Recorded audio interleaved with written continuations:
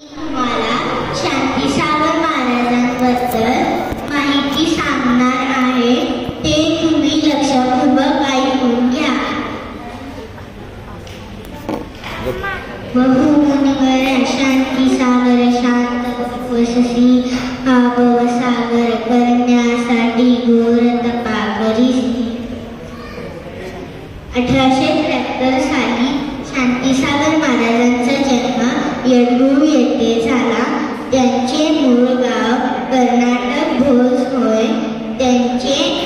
त्यांचे नाव सातगोंडा होते. त्यांच्या वडिलांचे नाव भिंगोंडा होते. त्यांच्या आईचे नाव सत्यवती होते. त्यांचे केवळ 3री पर्यंत शिक्षण झाले होते. 1924 साली शांतीसागर महाराजांना समडोळी येथे आचार्यपद दिले.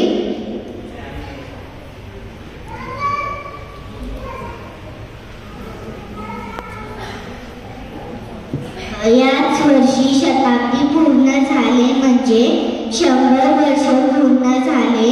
म्हणून समडोळी येथे शांतीसागर महाराजांची पुण्यतिथी मोठ्या उत्साहात साजरी करतात.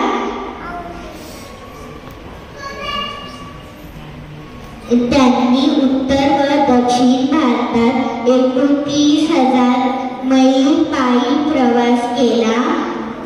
1955 साली शांतीसागर महाराजांनी संलेखना घेऊन समाधी मरण आले. 20व्या शतकातील थोर आचार्य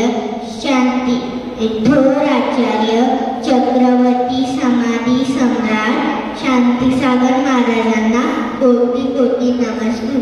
जय जिनेंद्र.